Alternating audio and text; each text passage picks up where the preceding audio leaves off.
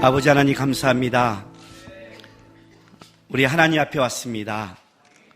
주의 마음과 주의 뜻을 알고 우리 인생 속에 우리가 원하는 게 아니라 주님 우리에게 원하는 삶을 살아갈 수 있는 하나님의 자녀 되게 도와주옵소서. 오늘도 예배합니다. 임재해 주시고 깨닫게 도와주셔서 오늘 우리가 주 앞에 있는 이 시간이 주님을 더 닮아갈 수 있는 시간이 될 수 있도록 역사하여 주옵소서. 감사하며 예수님의 이름으로 기도했습니다. 아멘. 말씀 읽기 전에 잠깐 광고 좀 하고요. 그 자리에 앉아 있는데 우리 3층에 이렇게 복도에 앉은 분들이 있잖아요. 그분들을 위해서 좀 자리가 비어 있으면 좀 당겨주시고, 빈자리 있으면 여기도 지금 앞에 빈자리가 있거든요. 여기 앞에도 있고요. 저기도 있고. 그래서 좀 이렇게 같이 앉았으면 좋겠어요. 예배 우리 함께 드리는 거니까. 옆에 있는 사람이 우리의 형제 자매입니다. 그죠? 예. 예. 여기 좀 앉아주세요. 예. 그리고 유아시에서 예배 드는 분은 자기 아이들 좀 해서 집중하셔서 다른 분들이 예배에 방해되지 않도록 떠들지 마시고 집중하시기 바랍니다. 또 하나 광고 드리고 싶은 게 있습니다. 여러분 우리 예배하러 왔죠, 그죠? 예, 우리 콘서트로 온 거 아니죠? 요즘 방학이 되면 지방에서 서울을 이렇게 투어하면서 또 마지막을 마커스 예배를 드리고 내려가는 이제 그런 식의 교회 행사도 하거든요. 그런데 그렇게 한다 할지라도 우리는 행사에 참여한 건 아니잖아요. 우리는 예배에 참여했잖아요. 그죠? 예배를 드린다는 것은 하나님 앞에 온다는 겁니다. 이 말이 제가 왜 말하냐면, 예배를 드릴 때만 우리는 그리스도인이 아니라 예배에 드리러 올 때도 그리스도인이고 끝나고 나갈 때도 그리스도인다운 싸움을 해야 되죠. 많은 사람이 오게 되면 여기 장소와 여러 가지가 어렵습니다. 이것 때문에 지금 우리가 스태프들이 여러분을 도와줍니다. 스태프들은 여러분들이 그들의 말을 순종해야 되는 겁니다. 왜냐하면 이 예배가 예배답기 위해서 그들은 일찍 와서 자기의 시간을 내서 섬기는 봉사자들입니다. 하셔야 돼요. 근데 예배드리러 오신 분들 중에서 스태프들에 대해 말에 대해서 너무 무례하신 분들이 있어요. 무례하세요. 지금 못 들어갑니다 하면 못 들어가야 돼요. 아셨죠? 천사라고 생각하세요. 가브리엘이라고. 들으셔야 되는 거예요. 또 한 가지는, 여기 우리 항상 마커스 예배를 드릴 때 방학 때는 항상 주차란이 심각합니다. 교회 앞에는 주차하시면 안 됩니다. 왜 안 되냐면 그건 여러 가지가 있습니다. 하나는 현재 이 맑은샘 광천교회 그 앞은 자전거 도로입니다. 일단 여러분이 딱지를 띌 수 있어서 안 되고요. 두 번째는 그 자전거 도로는 누가 다녀야 되죠? 자전거가 다녀야 때문에 안 되는 것이고, 가장 중요한 건 뭐냐면 이 동네 사람들이 그 차가 예배하러 온 차라는 걸 모두가 알고 있다는 겁니다. 모두가 알고 있습니다. 그래서 안 됩니다. 여기서 차로 2분만 가면 공영주차장이 있습니다. 내려놓고 한 사람이 수고하십시오. 한 사람이 있고 좀 늦게 가십시오, 여러분. 늦게 가십시오. 그렇게 하셔야 됩니다. 왜냐하면 그러다가 어떤 사고가 나면 교회가 욕을 먹는 게 아니라 하나님의 이름이 욕을 먹습니다. 우리의 삶에는 그리스도라는 이름이 붙어 있습니다. 중요한 겁니다, 여러분. 그래서 이 근처에 오는 거 다 알고 있습니다. 지금 이 커피숍 사장님이 옆에 아주 예의 바르게 저희에게 몇 주 참다가 오늘 답답함을 얘기했답니다. 거기다 주차하니까 커피숍 와야 되는 사람들이 그렇잖아요. 그래서 진짜 예의 바르게 얘기했답니다. 사장님도 예의 바른데, 그죠? 안 믿는 사장님도 예의 바른데 이게 뭐야? 기독교는 이게 아니라 참을 줄 알고 하는데 커피숍에 주차했던 분들은 오늘 끝나고 갈 때 죄송하다고 말하고 일단 커피를 사 먹고 하셔야 되는 거예요. 그건 장사하는 곳입니다. 그렇게 해야 나는 예배가 예배된다고 생각합니다. 제가 우리 아이들 키울 때 제가 좀 천천히 얘기하죠. 그죠? 침착하게 화낸 것 같지 않죠? 아니, 진짜 화낸 것 같지 않죠? 그래요, 안 그래요? 예. 제가 이렇게 얘기할 때 우리 아이들은 제일 무서워합니다. 제가, 그럼 안 돼요, 쉽게 이런 거는 제가 성질나지 않을 때입니다. 제가 찬찬히 할 때는, 이건 중요하고, 이건 성질내서 안 될 문제고, 진짜 성질나면 진짜 성질이 나올까봐 조용조용 얘기합니다. 우리 아이 키울 때 이런 일이 있었습니다. 한두 번이 아니라 8살이 넘어가서 어디 가서 뭘 끊어야 되는데 이 사람이 우리 아이들 보니까 얘는 6살짜리 같은 거예요. 그렇잖아요. 제 키를 보세요. 그죠? 이거 감사한 거잖아요. 어떤 면에서는. 그래서 그냥 묻지도 않고 어린아이의 그 돈을 받았습니다. 보통 그러면 어떻게 해요? 그냥 가죠. 제가 수업시켰습니다. 왜 이렇게 주시죠? 어린아이잖아요. 얘 8살 넘었습니다. 다시 성인으로 바꿔주세요. 이 사람이 깜짝 놀란 거예요. 외국에 어디 갔을 때 케이블카를 타고 올라가야 되는데 가격이 좀 만만치 않게 나갔습니다. 저를 가이드해 준 분이 뭐라고 말했냐면 그때 우리 아이들이 좀 그러니까 청소년처럼 해서 보통 묻지 않으니까 이렇게 끊죠? 라고 얘기하길래 내가 아니요.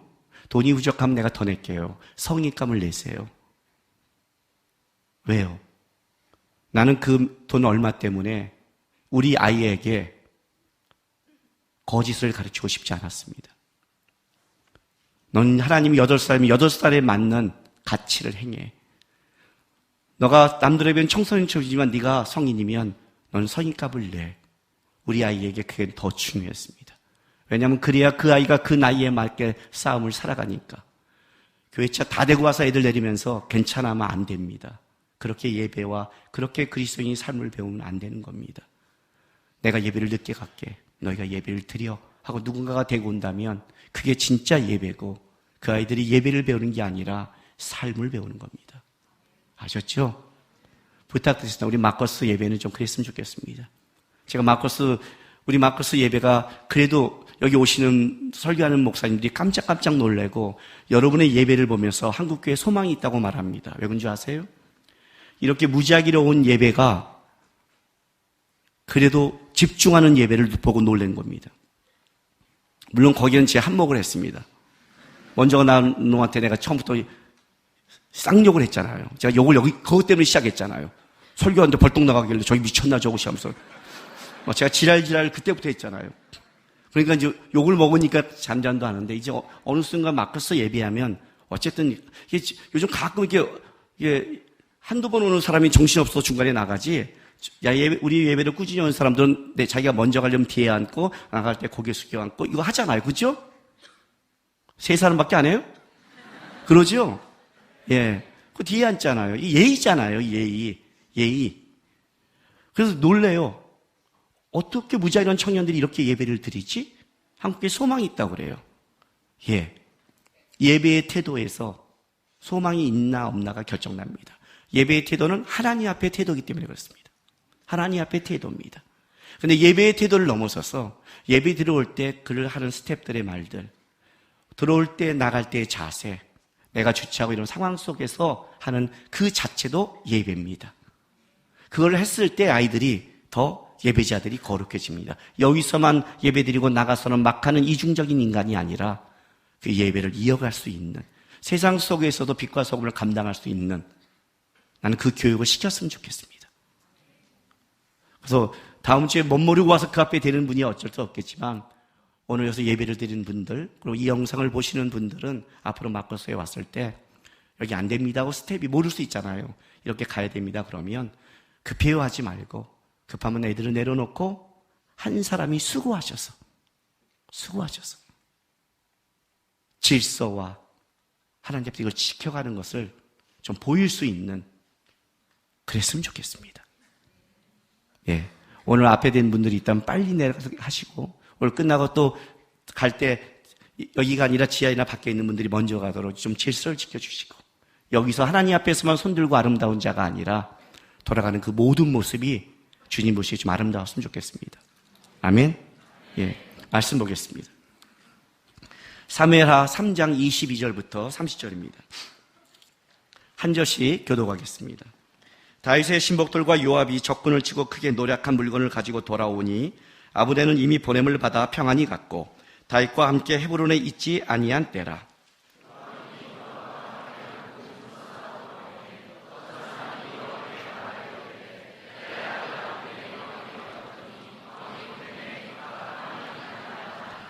요압이 왕에게 나아가 이르되 어찌하심이니까? 아브넬이 왕에게 나왔거늘 어찌하여 그를 보내 잘 가게 하셨나이까?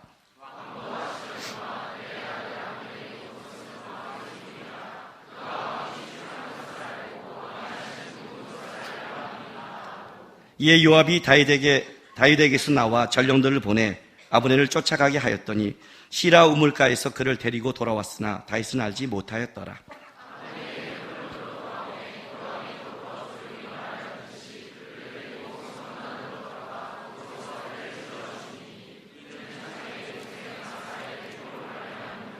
그 후에 다윗이 듣고 이르되 내레 아들 아브넬의 피에 대하여 나와 내 나라는 여호와 앞에 영원히 무죄하니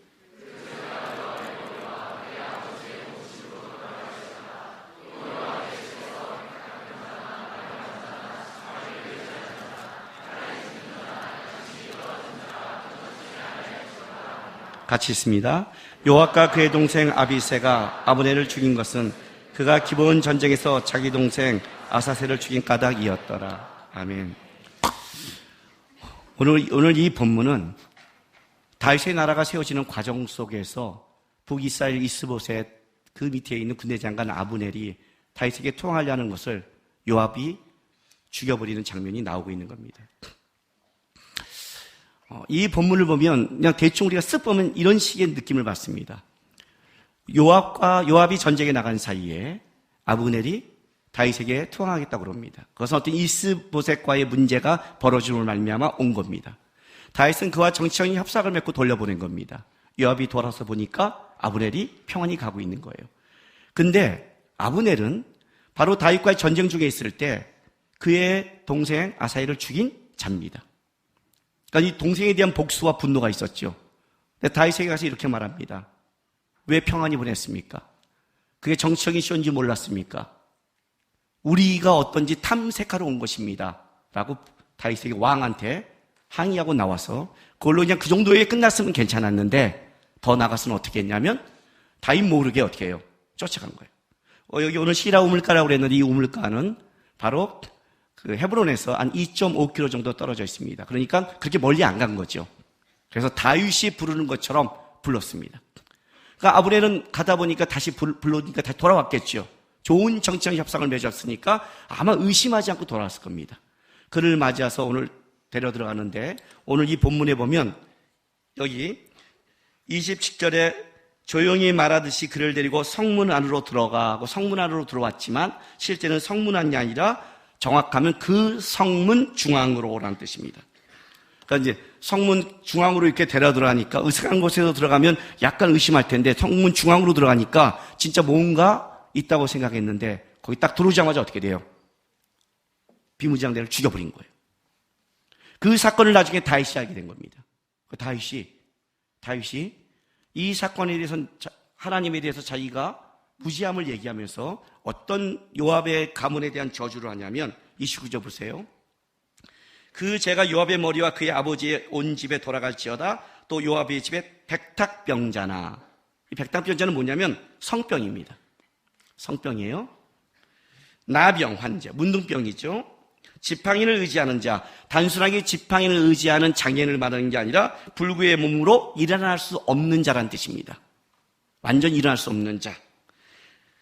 칼에 죽는 자나 양식이 떨어진 자, 이것도 죽는 자죠. 그죠? 이 네 가지는 여기서 말하는 5가지는 다 공통점이 하나 있습니다. 어떤 저주를 하면 이런 저주를 합니다. 백담병자, 성병이란 뭐냐면 성병이 걸렸다는 것은 대가 끊겼다는 뜻입니다. 성병이 걸리면 아이를 못 낳습니다. 그러니까 백당병자는 건 당신이 성병 걸려 이거 말하는 게 아니라 너는 이 문제로 너희 대가 끊길 것이다. 칼에 죽을 것이다. 양식이 없어 죽을 것이다. 혹시 살았어도 일어나지 못할 완전한 장애인으로 그렇게 처절하게 살아야 할 것이다. 대부분 너희의 가문은 끊어질 것이다를 다시 얘기하는 거예요. 다시 이 분노를 얘기한 거예요. 그러면 한번 생각해 보세요. 도대체 이 사건이 뭐길래? 요압의 입장에서는 어쨌든 자기 동생의 죽음에 대한 그런 게 있겠죠. 그죠? 죽음에 대한 복수고. 또 아브넬은 어떤 의미에서 100% 진짜 다윗을 의지했던 자가 아니라 하나님의 다윗의 나라를 세울 때 바로 사울의 그 이스보셋 아들을 세워서 다윗의 반대편에 서갖고 싸웠던 자 아니에요. 적군의 군대장, 참모총장이란 말이에요. 이제 와서 이스보셋과 안 되니까 정치적 망명을 하는 그 의도가 사실은 신앙은 아니죠. 정치적인 거죠. 이 정치적인 걸 요압이 좀 복수했다고 그래서 사실 그건 잘못된 거지만 그러나 이것이 대가 가문이 끊길 만큼의 사건으로 볼 수 있느냐는 거예요. 다윗은 어떻게 그런 자를 협상을 맺느냐. 다윗도 어떤 면에서는 요압 편에 서야 되는 거 아닌가. 적어도 자기를 위해 싸우는 자의 그 동생의 장군을, 자기를 위해 싸웠던 장군의 복수를 해주는 게 옳지 않은가. 이런 의문을 둘 수 있음에도 불구하고 문제는 뭐냐면 열왕기상 2장 5절 6절 볼게요. 다윗이 죽으면서 다윗이 솔로몬에게 마지막으로 이런 유언입니다. 자기의 나라를 솔로몬에게 넘기면서 하나님의 나라를 유지하기 위해서 유언을 남기는데 그 유언을 남기는 중에 바로 이 사건의 문제가 등장합니다. 5절 수리아의 아들 요압이 내게 행한 일 곧 이스라엘 군대의 두 장관 네레 아들 아브넬과 예델의 아들 아마사에게 행한 일을 내가 알거니와 그가 그들을 죽여 태평시대의 전쟁의 피를 흘리고 전쟁의 피를 자기의 허리에 띤 띠와 발에 신은 신에 묻혔으니 내 제대로 행하여 그의 백발이 평온히 소리에 내려가지 못하게 하라 그래요.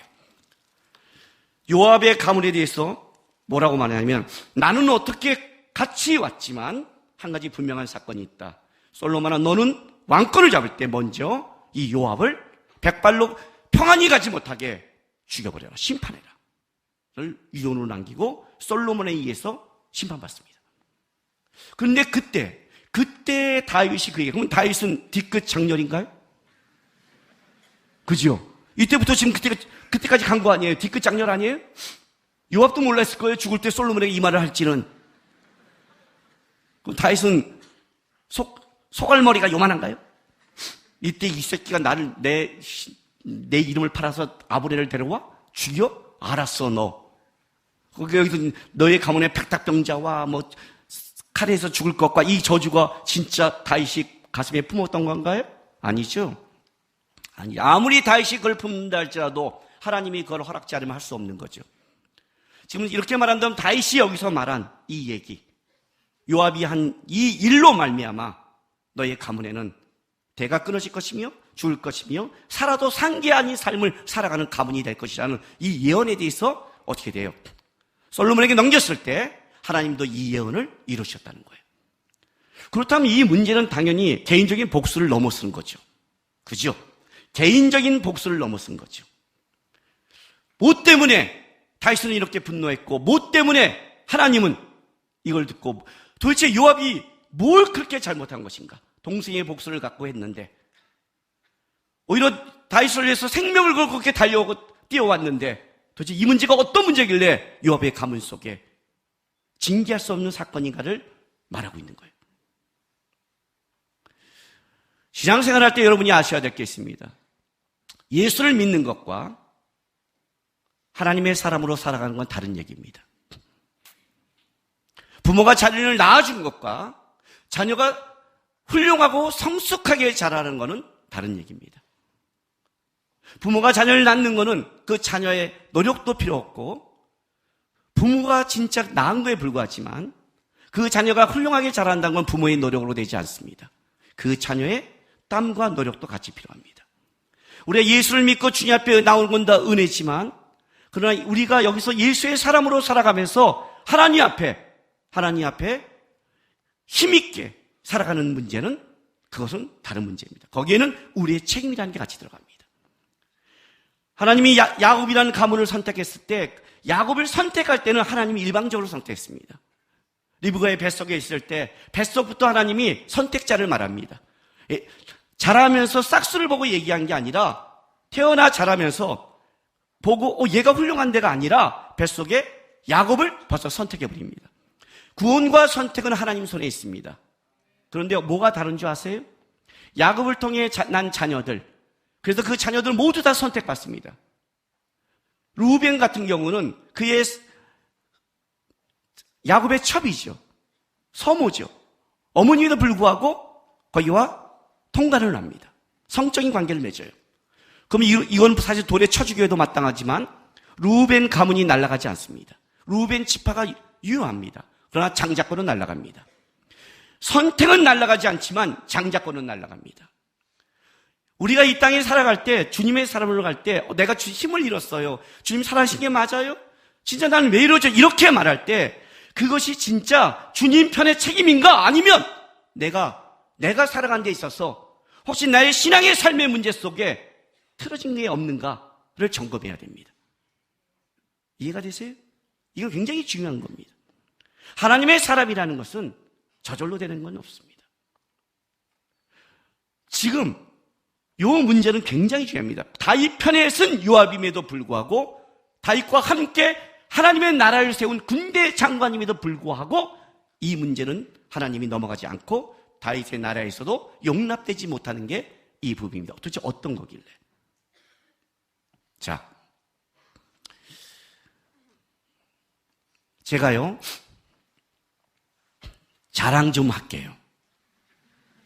아니 뭐 자랑하는 게 아니죠. 사실을 말하는데 그게 꼭 자랑처럼 들리더라고요. 우리는 사실을 말을 못해요. 여러분 내가 머리 빠졌어요. 그럼 여러분 다 웃잖아요. 기자가요 웃잖아요. 그죠? 그래놓고 내가 또 한때 탁구 잘 쳤어요. 그러면 또 재수없게 봐요. 참 이상해요, 사람들이. 저는 노는 걸 굉장히 좋아합니다. 그래서 저는 놀려고 열심히 성경 봅니다. 왜? 하나님 앞에 당당하게 놀기 위해서. 당당하게 놀기 하나님이 딱 그러면 했잖아요. 이 당당함을 하려고 저는 열심히 합니다. 학교 다닐 때 스타크래프트를 배우기로 작정했습니다. 그래서 어떻게 했냐면 내가 스타크래프트를 배우겠다 딱 작정하고 우리 둘로스 중에 스타크래프트의 고수가 누군가를 딱 찾기 했습니다. 근데 찾기 쉽습니다. 왜? 알잖아, 내가 기질들을. 분명히 내가 마음먹으면 나보다 먼저 노는 놈이 있을 거야가 몇 명 딱 떠올라. 알잖아요, 우리가. 그 중에 하나가 서창극 목사라는 사람이 있었습니다. 여기서 설교하는. 불렀더니 아니나 달라요. 벌써 스타크래프트가 어느 정도 고수가 돼 있습니다. 불렀습니다. 자, 내가 스타를 배우려고 그런다. 설명해라. 앉아서 2시간을 강의를 들었습니다. 2시간을 강의를 들었어요. 너무 진지하게 강의를 해서 지나가던 많은 사람들이 진짜 교회 일을 너무너무 열심히 준비하는 줄 알고 건들지도 않을 정도로 제가 했습니다. 테아렌의 특성, 프로토스의 특성, 저그의 특성, 쫙 2시간을 다 듣고 나서 결정을 했습니다. 나는 단순 무식 저그를 선택한다. 그리고 이제 저그를 다 듣고 나서 한 명을 더 고수를 데려왔습니다. 다 목사님들입니다. 지금 그때 신학생들이죠. 한 놈은 신학교를 수어로 들어간 놈이고 한 놈은 신학교를 수어로 졸업한 놈입니다. 그러니까 이 똑똑한 머리를 갖고 노는 놈이 얼마나 잘 놀겠습니까? 그 놈을 딱 세워놓고 그리고 헌터에 들어가서 3대산 전쟁에 들어갔습니다. 아무것도 안 합니다. 저는 5시간을 첫 게임을 5시간을 했습니다.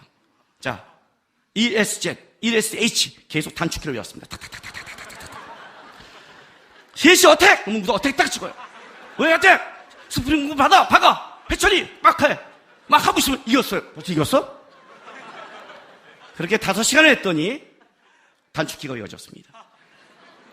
그리고 나는 여러 가지 게임을 못합니다. 나는 초반 러시를 해야겠다. 작전을 합니다. 후반 가면 안 됩니다. 무조건 초반, 중반이고 나머지 후반은 우리 동료에게 맡깁니다. 그래서 7드론, 8드론을 연습합니다. 빨리 집어넣습니다. 3대3 헌터에서는 승률 한때 90%가 넘었습니다. 예. 그러니까 3천승이 넘는 거죠. 3대3이 딱 맞으니까 막 하다가 막 저쪽 가면 얘가 짜증나요. 막 하다가 18, 19 나가요. 그러면 이제 남은 2명이 나한테 확 와요. 그럼 나는 성큰 하나 박아놓고 도망가요. 그리고 얘가 막 버틸 동안, 죽을 동안 여기서 다시 해처리 하나 탁 만들어 놓고 기다려요. 그리고 나면서 우리 2대로 막 싸우고 있을 때 이제 힘이 약간 필요할 때 그동안 이쪽에 해갖고 저글링 딱 밀어놓고 한 번만 쫙 밀어주면 거의 그냥 거의 90% 이겨요. 진짜 90% 이겨요. 했습니다. 디아블로로 배우려고 마음먹었습니다. 또 빠른 시간에 빨리 배워야 됩니다. 근데 그 당시엔 디아블로를 배우려면 카우방이라는 방이 있었습니다. 아시죠? 디아블로2. 이건 안다는 거예요, 이건요. 그래서 그 방에 들어가면 99까지 레벨인데 90까지는 금방 큽니다. 근데 그 레벨들이 같이 와야 됩니다. 둘로스의 7명을 다 불렀습니다. 하는 놈들은. 다 불렀어요. 그거 안 쳤습니다. 해. 오케이. 나 디아블로 할 거야. 언제 나와 모임이 있다고 기도를 간다. 다 거짓말 하던 무조건 모여. 아침 9시에 모였습니다. 기도원을 간다는 말은 기도하는 마음으로 한다는 뜻입니다. 다 모였습니다. 그리고 했습니다. 애들한테 그랬습니다. 너 해? 아이템 받쳐. 상납. 달달달 떠는 거예요. 형님, 제가 이거 어떻게 구한 건데 내가 둘로스에 선포한다. 디아블로 다 못하도록. 치사하게 아이템을 안 줘? 니네 교회 청년한테 뜯어 이 새끼야. 그래갖고 또 청년이 뜯어서 상납함으로 나는 빨리빨리 아이템을 채워서 빨리빨리 키웠습니다. 바바 99, 아마존 99, 소스에서 98까지 키웠습니다. 나중에 내가 키운 이것은 모든 최고의 장비를 아이템 하는 실 들어가는 거 있잖아요. 그거 다 채우고 하여튼 다 했습니다. 그걸 달았습니다. 볼링을 신대원장한테 배우기로 작정했습니다. 월, 화, 수, 목, 금 볼링장 갔습니다. 누가 밥을 사준다면 볼링값을 내라고 했습니다. 볼링 치다가 이해를 못하면 아줌마를 같이 내가 또 뒤에서 들었습니다. 석 달 내내 월화수목금 월화수목금을 석 달을 내리쳤더니 볼링이 그 당시에 180 이하로 내려간 적이 없습니다. 5번 치면 3번 이상 무조건 200이 넘습니다. 무조건 넘습니다. 그 당시 볼링이 딱 됐습니다. 신대원 다닐 때 학교에서 탁구를 쳤는데 우승을 했습니다. 목사님들은 돈이 없어 축구 아니면 탁구밖에 못합니다. 그래서 목사님 중에서 탁구를 잘 친다는 거는 여기 목사님들 요즘 알고 있어요. 그거는 아마추어에서 경지에 있는 사람입니다. 저는 고등학교 때부터 내기 탁구를 쳤습니다. 서브를 딱 하면 요만큼만 뜨면 제 손목 시내로 스핀. 미안합니다. 이 전문 용어가 나왔네요. 네. 옛날 어른들이 쓰는 단어죠. 시내로. 당구의 용어를 제가 잘못했네요. 딱 손목으로 숏 드라이브를 꺾어 대기면 다 들어갑니다. 서브도 들어갑니다. 여러분이 갖고 있는 깎는 거는 쉽게 말하면 스핀이 안 먹습니다. 제대로 탁구를 배웠거나 선수 아닌 이상 이거는 안 되는 겁니다. 이거는 저한테 이거 날아간 사람 왔어. 이 탁구 1년 동안 배웠는데 딱 깎자마자 떴는데 그대로 한 방에 때려 넘겼더니 벙찐 거예요. 저는 딱 3구면 끝납니다. 서브 받으면 때리면 들어갑니다. 한참 제가 날릴 때는 90%의 확률이 있습니다. 저는 백을 못합니다. 왜 그런지 아세요? 몸이 너무 빨라서 이쪽으로 걸 날아가서 때려버립니다. 백을 이렇게 할 이유가 없어요. 그냥 가서 때리고 오면 됩니다. 그러면 팍 들어가요. 들어가면 걔가 막아도 쭉 와요. 5구면 끝납니다. 제가 서브 자체를 때려버립니다. 서브 자체를 때려요. 만약 서브가 때리기 어려우면 숏으로 툭 밀어주면 됩니다. 다시 오면 또 때려버립니다. 나한테 이긴 사람도 기분 나쁩니다. 지가 잘해서 이긴 게 아니라 내가 때리다가 실수해서 이기니까 맨날 공 짚고 이기거나 대부분은 맞고 지니까 열이 왔습니다. 내기 탁구를 해서 굉장히 서브가 얍삽했습니다. 짜증이 팍팍 나죠. 끝에서 이렇게 서브는 이렇게 떨어지고 올리면 그대로 찍어버렸으니까요. 그래서 돈을 따기 시작했습니다. 아셨죠? 우리 둘로스 한 목사가 저한테 물었습니다. 형님은 어떻게 해서 이렇게 모든 거를 다 이해가 되세요? 저는 그 와중에 교회 개척을 했고 성경 공부를 했고 성경을 무지무지하게 읽었고 여러분 제가 읽은 성경 아시죠? 이렇게 성경은 이 정도 봐야죠. 그죠? 이 정도를 봤다가 성경을 본 거겠죠? 그죠? 이 정도를. 아직 공부 중에 있습니다. 왜냐하면 이 성경이 첫 번째가 아니라서 그렇습니다. 지금 여기 하얀 부분은 다른 성경에 있습니다. 다음 주에 가져올게요. 성경이 다 찢어졌던 분을 한번 성경을 앉으면 14시간씩 공부합니다. 그래서 우리 아이가 뭐 하다가 앉아서 공부해. 아빠 성경 공부할 때까지. 그럼 우리 아이가 뭐라 하는지 저한테요? 안 해. 그래요. 안 해. 그래요. 아마 여기 우리 둘째가 앉아있을 거예요. 앉아있을 거예요. 왜냐하면 성경을 한 권을 띄려면 한 달 내내 공부를 해야만이 집중이 됩니다. 저는 어떤 성경책을 띄려고 그러면 그다음부터 저걸 준비합니다. 하고 하기 전에 먼저 볼링도 한번 치고 왜 이제 못 치니까 좀 놀고 왜 일단 들어가면 안 되니까 이제 한 달은 난 죽었으니까 그렇게 하고 그 한 달은 합니다. 신대원을 다닐 때 우리 신대원에 다녔던 우리 동기 목사가 희한한 게 있었습니다. 저를 보면 이상하대요. 학교 오면 놀면서 공부하는데 학점은 좋대요. 놀면서 공부하는데 어떤 때 물어보면 굉장히 많이 한대요. 저 굉장히 많이 알아 그랬거든요. 굉장히 많이 알았어요. 예, 교수님이 신학교를 다닐 때 성경 문제를 한번 내면서 이렇게 말했습니다. 여태까지 신학생 중에 이 문제를 맞힌 사람이 한 명도 없다고 하고 던진 문제를 누가 맞췄을까요? 예, 제가 맞췄습니다. 그 교수님이 저한테 그랬습니다. 순간 놀라서 학생한테 목사라는 표현을 줬어요. 나중에 잘할 거야. 성경을 이 정도 하는 사람 학생을 처음 봤대요. 당연하죠. 청년 내내 내가 성경을 얼마나 봤는데, 내가 청년 때 성경을 얼마나 공부해서 갔는데, 배고파서 물 먹으시면서 생명의 말씀 가서 주석을 다 베꼈는데, 그때 미친 듯이 성경을 봤는데, 하나님이 이렇게 신학시킬 줄 몰랐지만 미친 듯이 봤는데 그렇게 말했습니다. 묻는 거예요. 어떻게 이상해요? 질문하면 알고 아는데 노는 것 같아요. 그래서 제가 걔한테 이렇게 말했습니다. 나에게 비법이 하나 있다 그랬어요. 그 비법이 뭐예요? 그래요. 그 비법이 나는 깔짝대지 않아. 나는 겨울방학이 되면 이번엔 창세기를 봐야지 그러면 창세기 책만 보고 창세기 논문만 보고 창세기 갖고 있는 연구책은 다 봅니다. 겨울방학 내내 창세기만 있습니다. 그래서 겨울방학이 하나 끝나면 창세기가 하나 제 안에 머리에 남습니다. 이번엔 내가 프란스 셰퍼를 보면 셰퍼 책만 봅니다. 그래서 한 학기가 끝나면 그 사람이 갖고 있는 걸 정리해서 하나가 남습니다. 방학이 있잖아요. 학부 4년이면 방학이 8번이잖아요.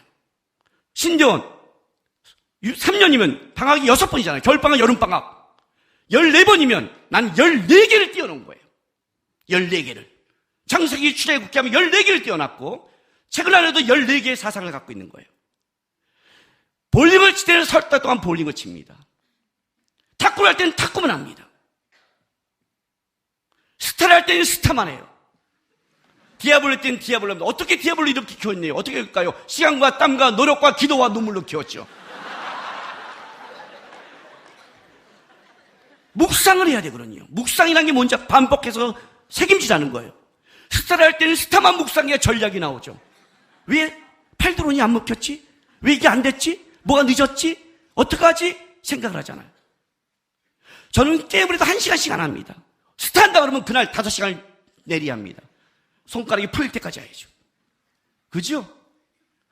못하는 사람을 봤더니 다 깔짝깔짝 되는 거예요. 다 깔짝대요. 하나님 우리에게 시간과 공간의 걸 동일하게 줬습니다.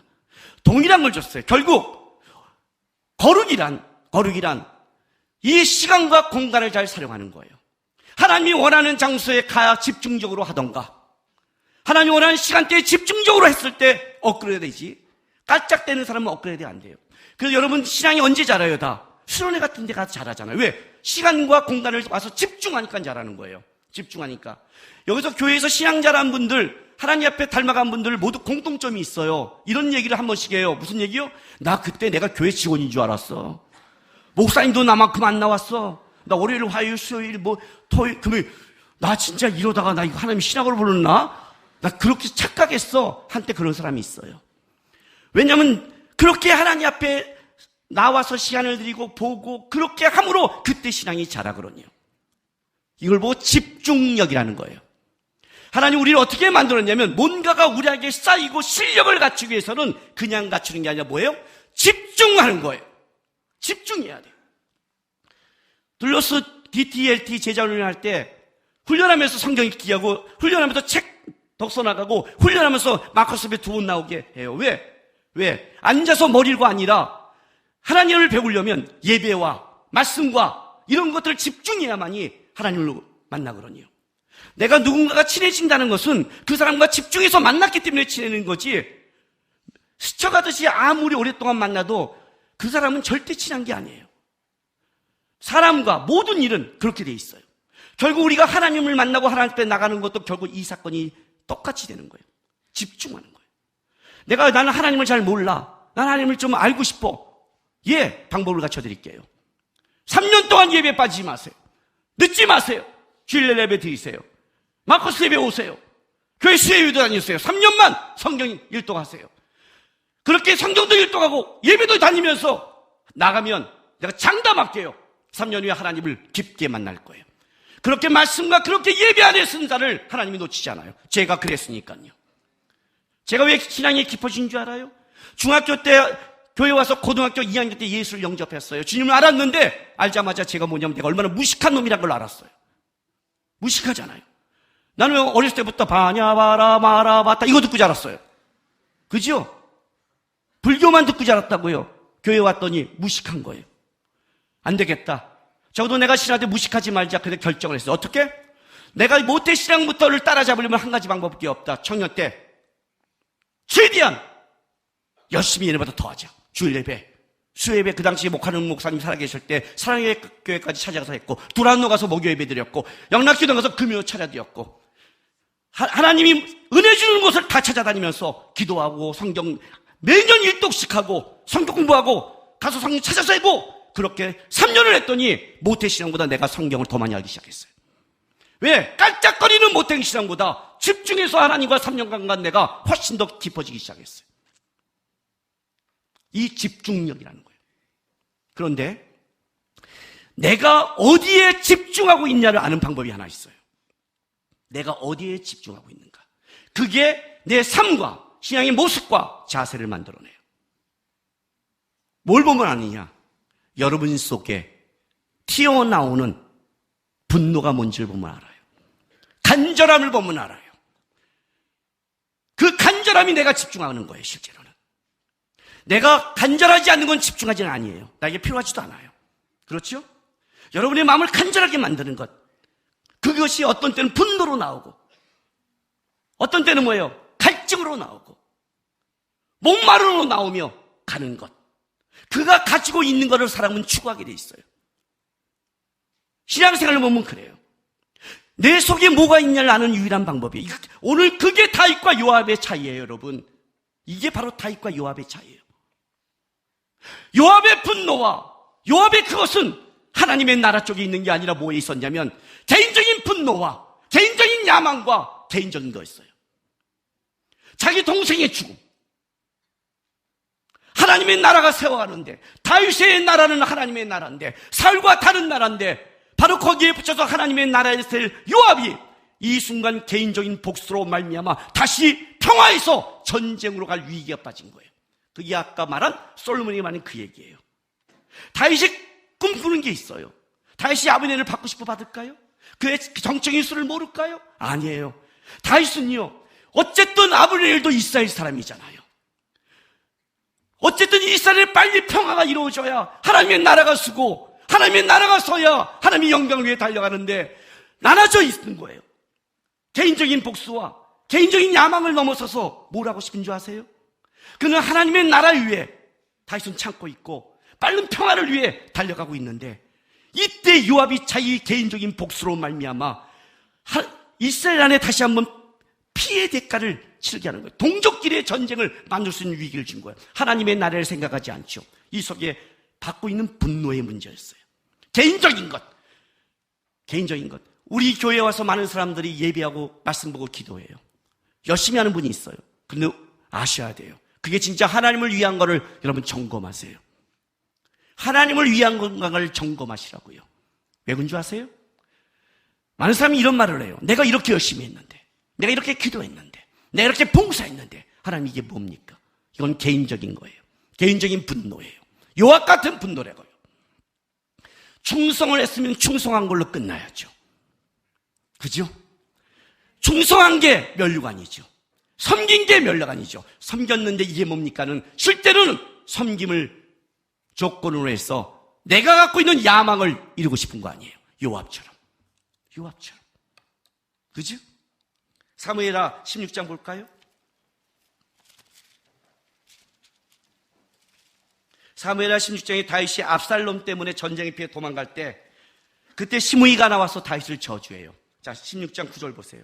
수레의 아들 아비새가 왕께 어찌하되 이 죽은 개가 어찌 내 주 왕을 저주하니까 청하건대 내가 건너가서 그의 머리를 베기하소하니 왕이 이르되 수르야의 아들들아 내가 너희와 무슨 상관이 있느냐 그가 저주한 것은 여호와께서 그에게 다윗을 저주하라 하심이니 내가 어찌 그리함이냐 할 자가 누구겠느냐. 또 다윗이 아비새와 모든 신하들에게 이르되 내 몸에서 난 아들도 내 생명을 헤아려 하거든 하물며 이 베냐민 사람이랴 여호와께 그에게 명령하신 것이니 그가 저주하게 버려더라.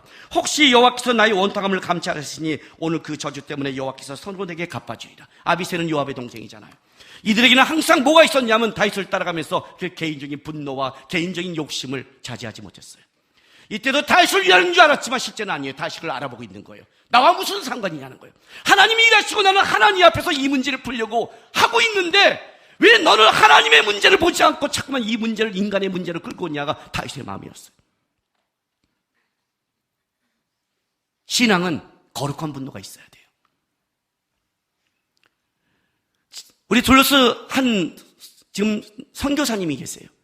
그 선교사님이 한국에서 전도사 생활할 때 여름 성경을 학교를 수련을 하고 있는데 한 아이가 가면서 자꾸만 가슴에 뭘 보고 정신을 못 차리래요. 그거 봤더니 연예인 사진이에요. 그 당시 연예인.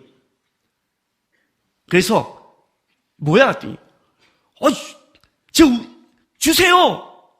이거 제가 존경하고 막 하는 거예요. 근데 그 사람이 예수 안 믿는 그런 사람이고 그 당시에 약간 논란이 있던 사람이었어요. 그러니까 뭐야 이거 이런 걸 갖고 다니면 했더니 걔가 딱 서서 전사님을 보면 이렇게 말하는 거예요. 전사님 저한테 사과하세요. 뭐? 제가 존경하고 제가 좋아하는 사람을 모독했어요. 사과하세요 이렇게 말하는 거예요. 어떻게 했어? 어떻게? 달래서 줬지요 그래요. 눈깔을 찍고 혓바닥을 뽑아야지. 사과? 팍! 새끼야. 아니 사과 네 손이다 새끼야. 팍!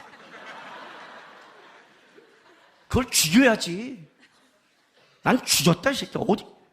너 예수님 때문에 울어본 적 있어? 어디 가서 예수님 모독받을 때 사과하세요 우리 예수님 해본 적 있어?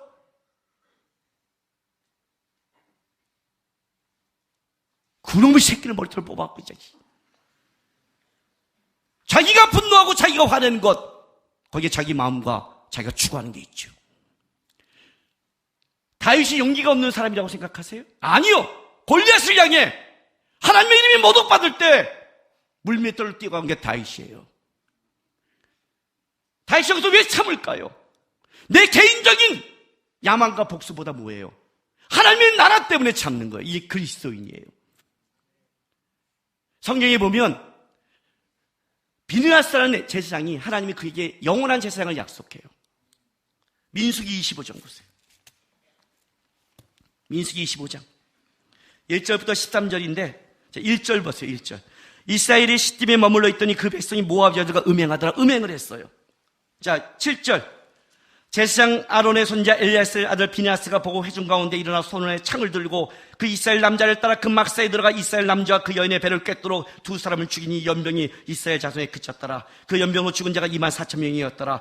여호와께서 모세에게 말씀해 이르시되 제사장이 아론 손자 엘리야스 비느하스가 내 질투심으로 질투하여 이스라엘 자손 중에 내 노를 돌이켜 내 질투심으로 그를 소멸하지 않게 하였도다. 그러므로 말하라. 내가 그에게 내 평화의 언약을 주리니 그와 그의 후손에게 영원한 제사장 직분의 언약이라. 그가 그의 하나님을 위하여 질투하여 이스라엘 자손을 속죄하였습니다. 시딤에서 우상 숭배하는데 비느하스가 분노했어요. 하나님의 나라가 무너지고 거룩이 무너진 거에 대해서 그리고 가서 죽였더니 그게 주님의 마음이었고 주님의 분노였어요. 영원한 걸 주리라. 여러분의 인생에 소망이 뭡니까? 여러분 뭐에 집중합니까? 여러분 예수에 집중합니까? 아니면 예수를 빙자한 여러분의 꿈에 집중합니까? 예수를 빙자한 꿈에 집중한다면 여러분 요압같이 실수하고 있는 겁니다. 그래서 우리가 혈기를 부리는 겁니다. 그래서 우리가 성질대로 살아가는 겁니다. 인터넷을 봐도, 페이스북을 봐도, 인스타그램을 봐도 그리스도인들이 하나님의 이름을 말하고 있는데 실제는 자기 분노를 얼마나 쏟아붓고 있는지를 모릅니다. 우리의 분노는 주님의 나라가 무너지는 분노를 그걸 가져야 돼요. 그게 진정한 분노예요. 혈기 부리고 성질 부리고 살아가는 게 아니에요. 세상을 향해서 우리가 부리지 않는 것은 뭐냐면 우리가 이길 수 없음이 아니라 우리가 그를 진짜 실력이 약해서 피하는 게 아니라 내 안에 그리스도란 이름이 모독되지 않기 위해서 거룩한 문제 때문에 싸우지 다른 문제는 피해가는 이유가 여기 있는 겁니다. 여러분이 어디에 집중하냐에 따라 여러분의 인생이 나오는 겁니다. 하나님을 모른다고요? 하나님께 집중을 안 했겠죠. 주님이 나에게 주님의 나라를 얘기 안 한다고요? 주님의 나라를 이야기 진짜 한다면 주님의 나라에 집중하세요. 그 나라에 집중할 때 그 나라를 위해서 내가 어떤 영광을 받을까 집중하지 말고 그 나라 때문에 내가 기꺼이 낮은 길을 가도 나는 하나님 가겠습니다. 그 마음을 가야지. 그 마음이 진짜지. 그래서 그는 하나님 때문에 분노하지 다른 거에 분노하지 않아요. 여러분의 인생과 삶이 요압 같지 마세요. 다윗이 하나님의 나라 때문에 참는 거지 그가 쪼다해서 참는 게 아니에요. 주님 때문에 쪼다가 되는 거예요. 여러분이 어디에 분노하고 있고 어디에 성질 부리고 어디에 혈기 부리고 있는지를 점검하세요. 그리스도인은 자존심을 갖지 않습니다. 자존감이 있는 자는 세상의 자존심을 넘어갑니다. 왜? 하나님이 기꺼이 아니까. 배우 중에 조진웅이라는 배우가 있습니다. 아시죠? 조진웅 배우. 이 사람의 원 이름은 조원준이랍니다. 이 사람의 예명이 누구 거냐면 자기 아버지의 예명을 땄답니다. 어떤 영화를 찍으면서 아버지를 좀 이렇게 해주고 싶어서 아버지의 예명을 가져왔습니다. 그래서 물었답니다.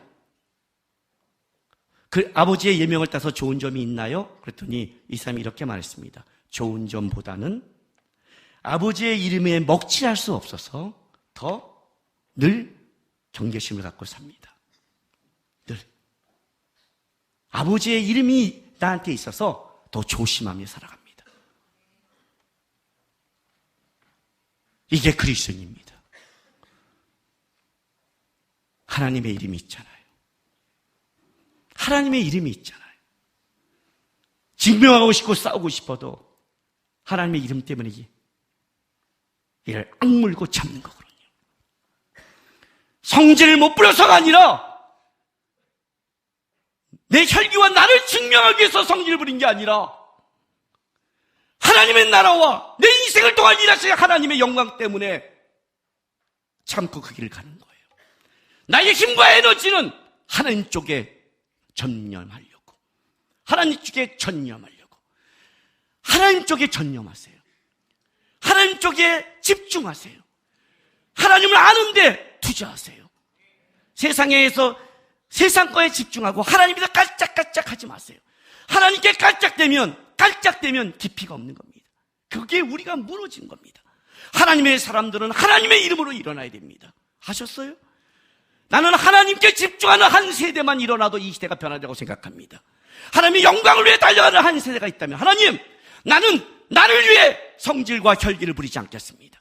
나는 하나님의 영광을 위해서 나의 모든 에너지와 힘과 내 분노마저 주인 나라의 영광을 위해서 기꺼이 드리겠습니다. 그런 하나님을 향한 분노를 가진, 하나님을 향한 사랑을 가진, 하나님을 가진 열정을 가진, 하나님께만 집중하는 하나님의 사람이 일어나길.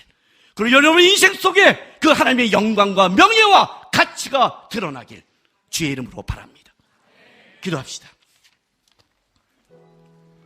하나님, 내 인생 속에 하나님의 이름이 있습니다. 제가 평생 그 하나님의 이름에 집중하겠습니다. 제 인생 속에 내가 아니라 하나님이 드러나고 하나님이 영광받고 하나님이 가장 소망 있는 자로 세상에 보이시게 역사해달라고 우리 시간 다같이 주여 한번 외치면서 기도하며 나가겠습니다. 주여! 할렐루야. 아버지 하나님 감사합니다. 우리를 불러주셔서 감사합니다. 하나님 앞에 나왔습니다. 주를 바라보며 예배합니다. 하나님, 평생 우리가 하나님 앞에 살아가고 하나님 앞에 있다는 것을 잊지 않겠습니다. 나의 힘, 나의 능력, 나의 재능, 나의 물질, 나의 분노, 그 모든 것이 우리 주님을 향해 달려가겠습니다. 주의 나라와 주의 영광 위에 하나님 집중하겠습니다. 영광 받아주시고 하나님의 영광이 드러나며